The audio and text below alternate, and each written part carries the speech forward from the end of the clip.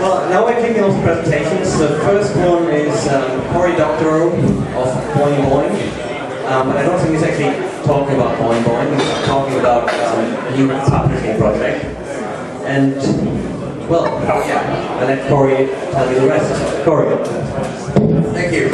So, hi.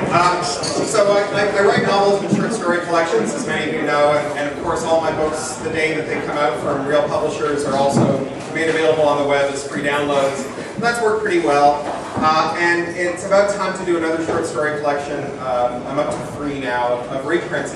And I got to thinking what I could do that would be better than just taking a few $1,000s from a New York publishing house and having them do, sort of 10,000 copies over 3 years, and really try to push the boat out on what you can do with publishing in the 21st century. So I conceived of this thing called With a Little Help. And the idea is to kind of really look at the kind of 9-inch nails price point model, where you've got price points that start at free and go all the way up to kind of infinity, and see, given that these are information goods that have no incremental cost, where the market wants to buy and what the market's willing to spend. And also to try and do this in a way that's that does what corporations always try to do, which is to establish a kind of community around the book that encourages people to be a part of it because they want to be a part of it, because they feel like it's something that's part of their identity, but without that nasty artificial, like, I'm into Apple too, kind of thing, where it's actually a person that you have a connection with, not some kind of artificial construct of law. So with a little help is a bunch of reprint short stories and a couple of originals. I'll get to those in a second. Just like my other collections. And it starts as a Creative Commons license, free download, in a bunch of file formats. I benefit from the fact that my readers over the years have gotten fed up with the fact that my file formats are so brain dead. I just release ASCII text files. That they've written converters that single source those files into like 20 other formats. So one of my readers has written the script. We're GPLing the script at the same time, which makes it very easy for me to maintain the book. So the book will be up in sort of 40 different file formats, and because there's no publisher in the loop, I can just solicit donations. That's the kind of bottom of the rung. Whatever you feel like, solicit donations without cutting a publisher out of the loop who would feel bad about it. One step up from there is a print-on-demand edition. 5 different covers from Lulu.com. This really started with Lulu. I had some galleys for my next HarperCollins / Macmillan tour book produced from Lulu. And they were so good, I was like, wow, this is as good as an actual book, and it cost me less than just having the manuscript photocopy at a coffee shop. So there'll be 5 different covers as well as some limited edition covers. And because it's POD, because it's print on demand, I can change every copy that's printed. So as readers point out typos, as they inevitably do, those typos will be fixed on the page, and then there'll be a footnote noting which reader fixed that typo on the page, and every copy printed thereafter. Additionally, every book, every month, will get a new appendix, and the appendix will have all the financials of the book. Every penny I've made, every penny I've spent, the number of hours I've spent, and that money will be broken out into 3 categories: stuff that works for me, stuff that only works once, and stuff that might work for anyone. And those financials will also be compared month on month to the previous 2 short story collections. So that's the second thing. The second tier is these print-on-demand books with covers. And the covers are being done by a bunch of science fiction artists who I've worked with over the years. And then there's an audiobook edition. As I've done in the past, I'm doing a free audiobook that will be a free download that I'll encourage people to include in their podcasts. It'll be CC licensed. Science fiction is concentrated enough in the podcast world that you can reach about 1 million podcast listeners, 1 million science fiction readers, with about 10 podcasts. So it's got a nice kind of long-tail distribution, and if you get some good placement there, that's pretty good PR.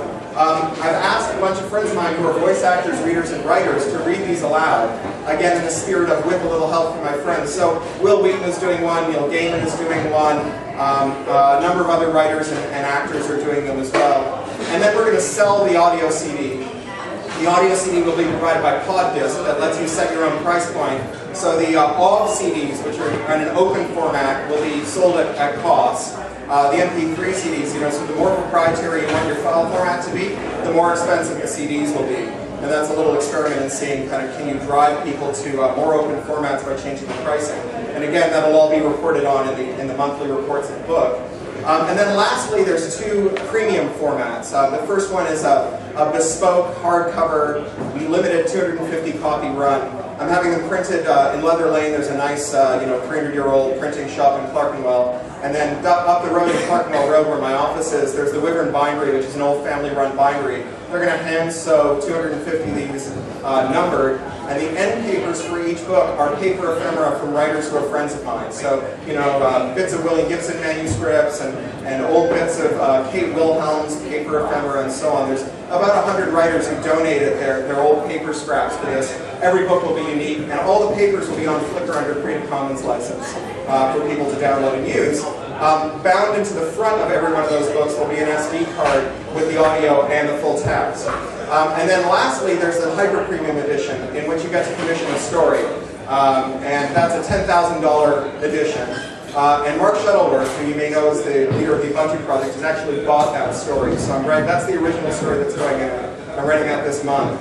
It's a story called Epoch, about the Y10K problem wiping out the first AIs. And that was Mark's idea, so we're working on that now. And Sun is the villain. Sun's pulling the plug on the first AI. It'll be fun. Say what?